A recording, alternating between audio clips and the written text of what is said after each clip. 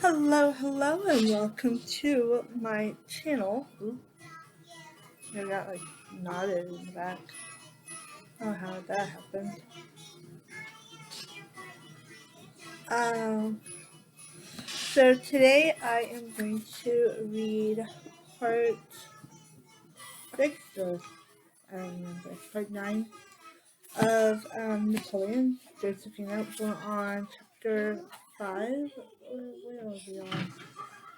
We're on Josephine before Napoleon, part, or chapter 5, so yeah. I will have all the links and the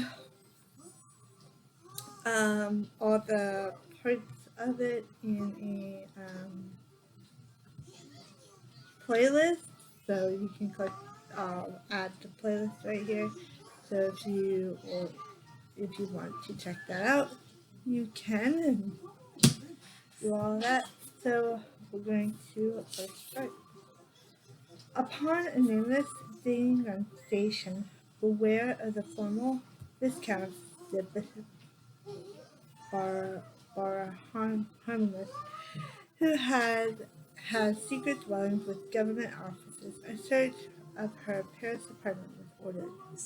She must have breathed a shuddering sigh of relief at the first official report, which read no evidence of hostility to the Republic, but rather a multitude of patriotic letters, redoubling to the credit of this crazy. Mommy, What? I want something to eat. Well, I already gave you that other stuff. What do you want to eat? Um, Do you want ham? What do you want to eat? chips. Okay, get some chips. Get some chips. You already have chips over there, but it's okay. You can have some chips. Credit of this citizen craziness. But that was before the search party had reached the attic. There, the discovery of two chests full of correspondence and papers of the formal General Barnard, presently a prisoner of the state, furnished incriminatory evidence sufficient to justify a warrant of arrest. As if any justification was necessary, the next night, that of April 22nd, three red bond functionalities of the Dread Committee of General Security returned to claim their victim and to deliver her to the Carmen, the very prison in which her husband was confined. Don't wake the children, Hortense quotes her mother as whispering to their governess. I could not bear their tears. I could not tear myself from their arms. Our awakening, Hortense concludes, was cruel. Suddenly alone, then effect at one stroke to both mother and father. The Carmes, the ancient Carmelite convenient convent, was one of the most hideous of Paris's revolutionary prisons. Dark, rank its walls, dripping with moisture and still blood-smeared from the September massacres. Bared slits for windows, and many of those sealed, open latrines in the narrow corridors, and crawling with rats, mice, vermin. In the description of one of the 700 odd English human inmates in that spring of 1794. And Miss Elliot, an Englishwoman who had been living in France, living too openly with the succession of France and English princes to have escaped Republican notice and seizure. Uh, Censure. Seizure, I don't know. pronounce it. It is a tribute to the general superficial conventions of that ancient regime society that Miss Elliot should have found correlate consolation for the horrors of the crime, of finding herself in the good company of so many delightful, so many great ladies there. The fact that equality and good humor were prime requests Mommy, out of social intercourse. Mommy, What? You got some chips there? I need to step on something. You don't need to step on something. Come on, go into hot lava. I can't. I can't go lava. Okay. I can't go into the hot lava. I can't go. Okay. Of social interaction. I can't go in the hot lava. Alright. Then try to get on the chair behind you. I don't know how to do that. Whoa! Don't be dangerous, Bobby. Whoa!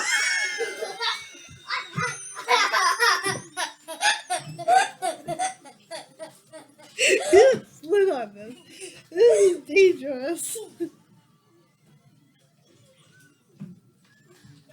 Among the French aristocracy, accounted to the great extent for the display of high morale and vigor in the revolutionary prison.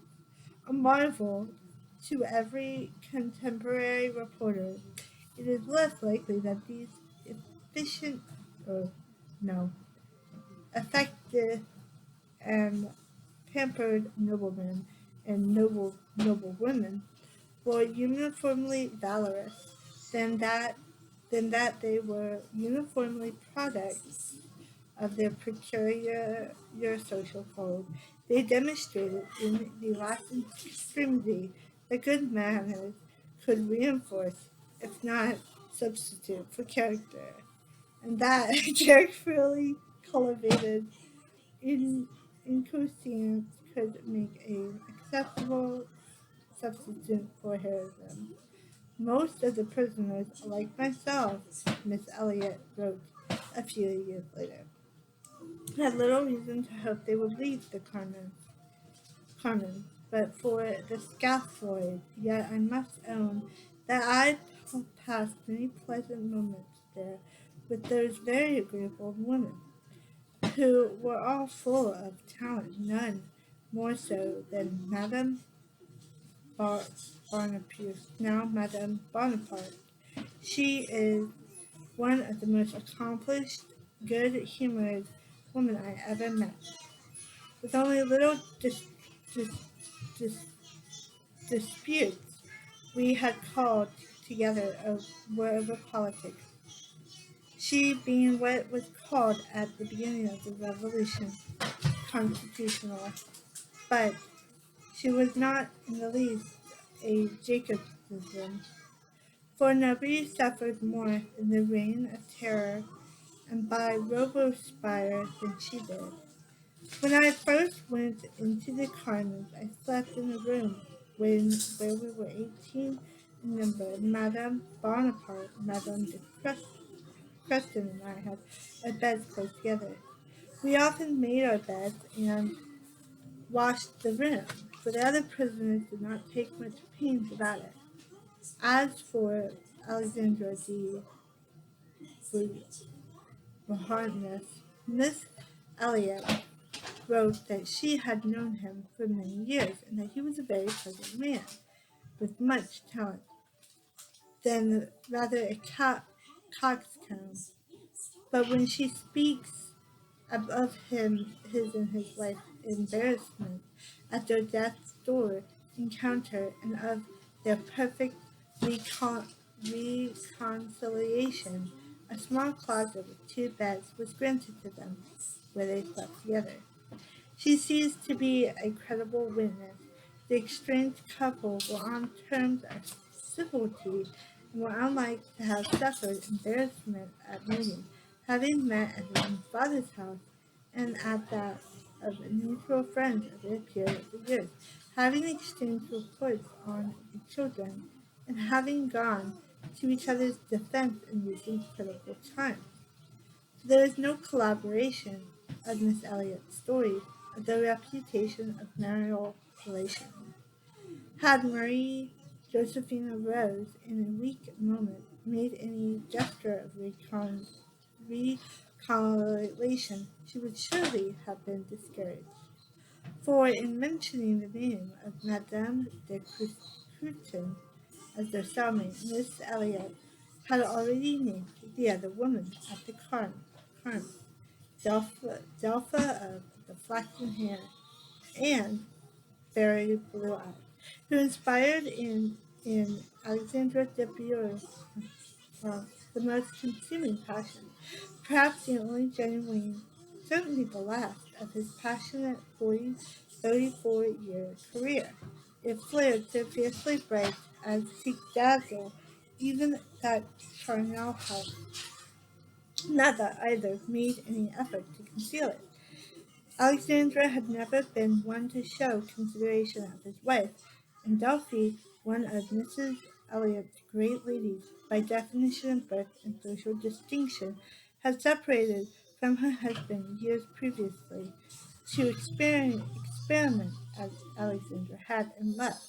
Now he and she divided their time making love and analyzing it in curious, interminable, introspective, aesthetic letters to her brother, proclaiming that both had to come into the shadow of the scaffold to find true happiness.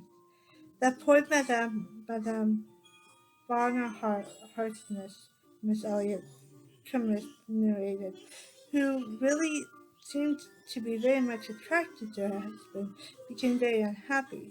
Certainly, Barnhartness was more in love than it is possible to describe, and the little cuisine woman seemed to have no objection to his attention.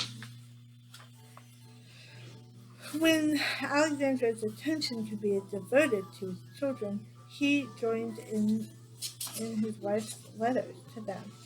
Hers were tender and spontaneous. My dear little Horton, it hurts me to be separated from you and my dear Eugene. I never stop thinking of you two darling little children whom I love and embrace with all my heart. Alexander's messages were stilted in his customary pedant, consciously, literally style. The best way to convince us that you miss and remember us by assuring us that you are putting your time and good purpose and working hard.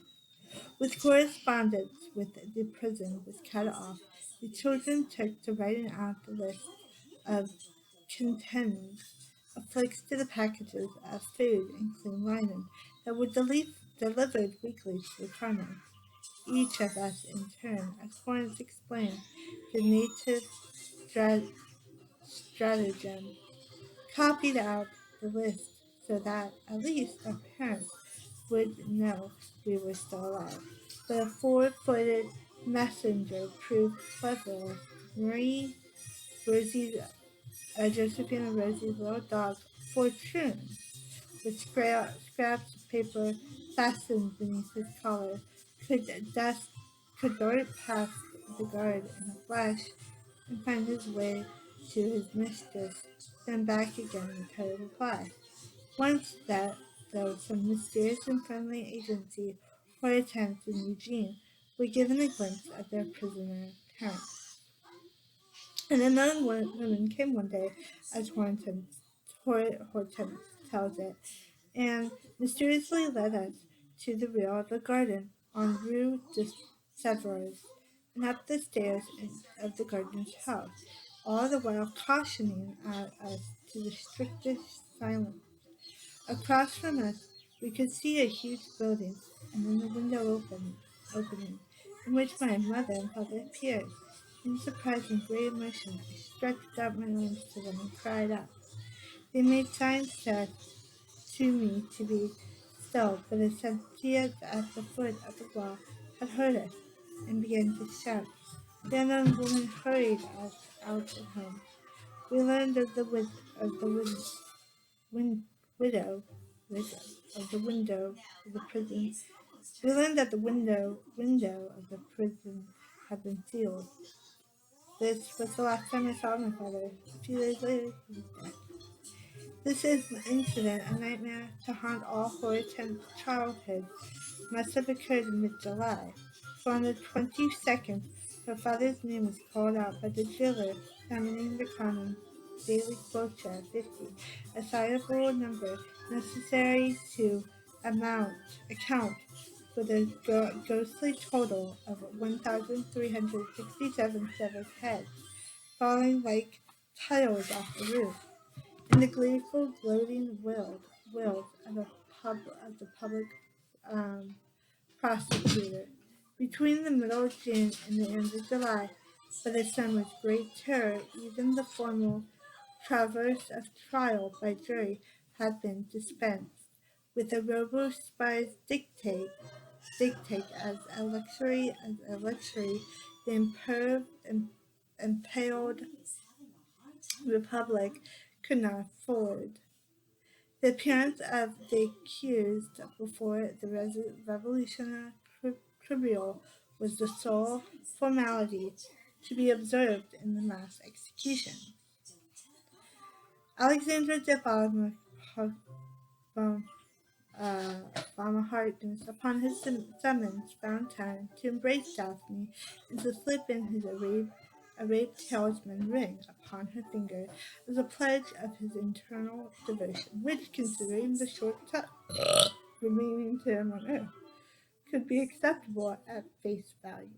To his wife, he preferred to write his farewell from the conciergerie on the 23rd, the day before his execution. My tender affection for our dear children and the fraternal attachment which binds me to you can leave no doubt of the sentiment with which I depart this life, he wrote. He was said to have been unwillingly to subject himself to one of Marie Josephine Rose's emotionally self-charged scenes at the moment when he had need of all his composure. Again, he may have flattered himself, even though in the very act of widowing her.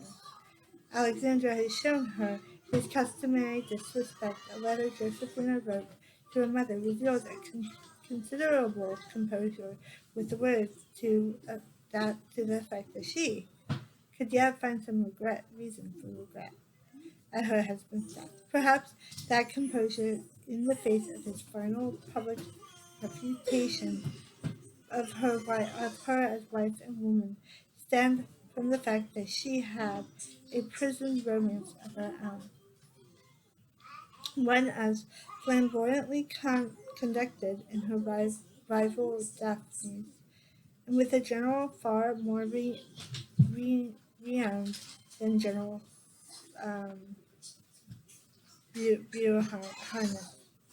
A dozen generals have paid with their heads upon the scaffold for their defeat on the field of battle, but 26-year-old General Lazarus Hogs, hero of the army of the Molat, had only victories to his name. It could only be the lack of recent ones which accounted for his presence at the con. Handsome, gallant, and good-humored, Miss Elliot said of him.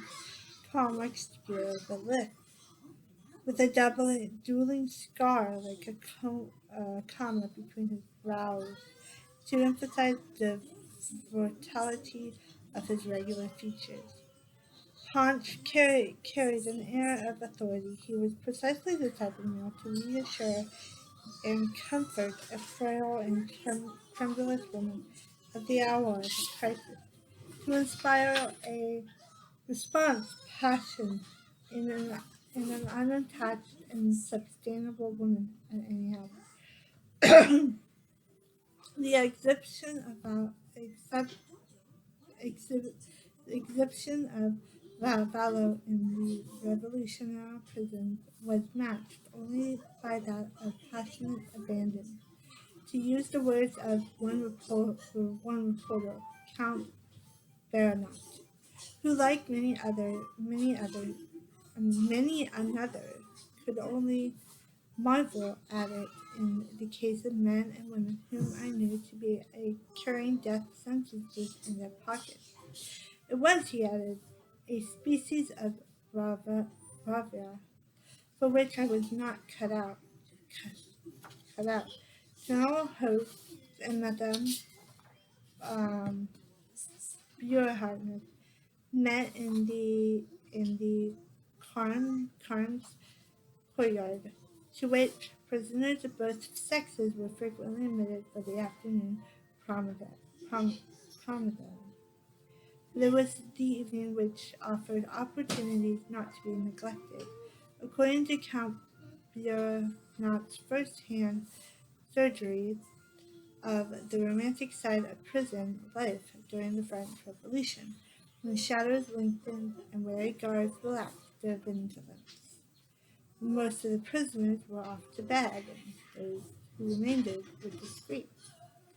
And that moment of peace which came was as a prelude to the horror of the night. It was then that the rendezvous between Maria, Josephine Rose, and Lazarette Hooch took place in the privacy of the individual cell, which was assigned to a general of the Republic as a special dis, dis, disposition.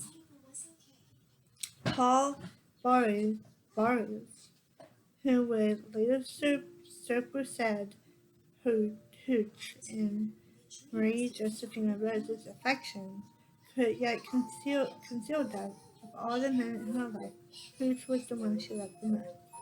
The romance was as brief as it was ardent. By calendar count, they were together at the Carmes for a total of only 12 days and nights. On May 17th, Hooch was transferred to the concierge, the anteroom to the guillotine, Benelux called it, presumably to be tried and executed. Madame Bonaparte gave way to such dis- despair as to scandalize her companion. According to one report, she openly wept. She shuffled her pack of tarot cards and told fortunes, and then she wept again. The other prisoners were resigned, but she continued hoping against hope. And since she had not abandoned hope, it was unlikely that she conformed to the prison custom of cutting off her hair to send as a memento to her family, while as to avoid its cutting by the public executioner. By June 23rd, it seemed inevitable, that the name of the widow Benna Burehartness would follow that of General Burehartness on the jailer's roll call. He had 4 days passed of Alexandra's execution without a summons for her. The fourth day was July 27th, the night Theodorma by the revolutionary calendar, and to a desperate and glory deed she owed her life. Between the 23rd and the 27th of July, a desperate effort was underway in the convention to rally and unite the members in opposition to Robespierre before he should purge them all, individually or collectively. Terrorists now terrified sinister figures such as Paul Bars and Jean Talon plotted and confined in the corridors of the convention and in the political clubs and gallant, gallant, gallant, galvanized the disconcerted factions into concerned action against Robespierre. On the ninth Thurdom, Talon seized the rostrum and signaled the attack with a flourish of the dagger and the classic cry of "Death to the Turenne." The convention screwed up its courage and condemned Robespierre. Legend has it that Talon's beautiful mistress, Therese de Fontenay, later his wife, himself a victim of Robespierre and a prisoner awaiting execution, had armed her lover's hand and heart by sending him the dagger with the message that her death would be attributable to his errant talent. She would later encourage the legend by her claim that this little hand helped overthrow the guillotine.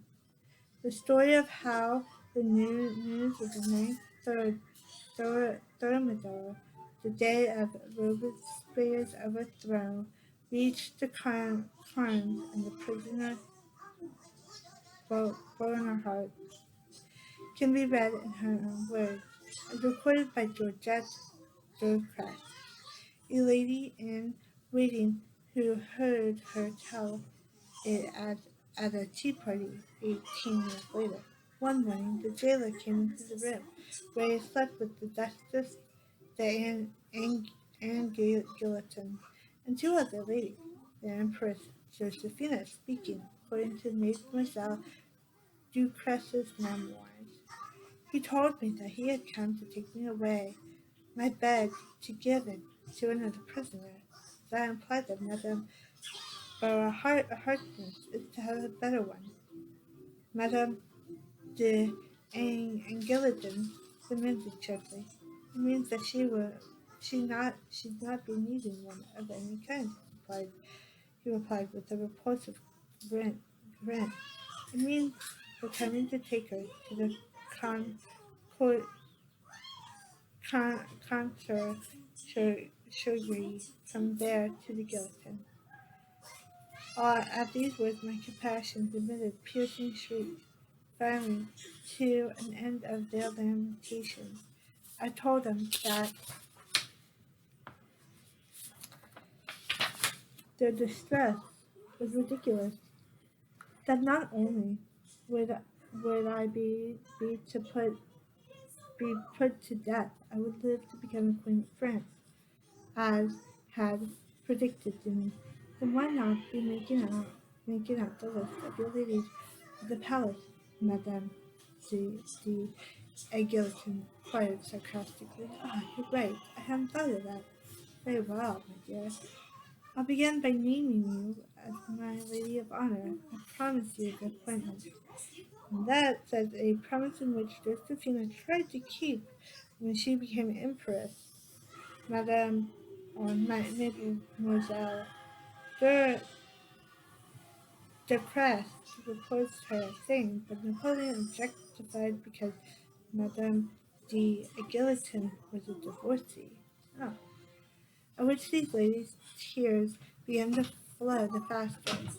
They were afraid that I had gone stark mad. Actually, I was not affecting a show of courage. I was at the moment convinced that the prediction made me by the fortune teller would be realized. With Madame de Guillotin about to faint, I pulled her towards the window and was opening it to give her a breath of air when suddenly I saw a woman making vigorous and incomprehensible gestures in our direction. She kept plucking out and pointing at her dress, although we could not imagine what that could signify. But when she persisted, I called out, "Rope?" To which she nodded with a victorious yes. Then she picked up a stone, put it in her apron, took it out again, and held it up in her hand. Pierre, stone. A crowd asked, this time to our obvious delight. Next, holding her dress and the stone together, she began to go through the motion of splitting her throat, and then to dance about and to clap her hands. This singular charade filled us with an inexpressible emotion, for we dared to interpret it to mean that Robespierre had been guillotined, that we had a right to hope, and that France would save us.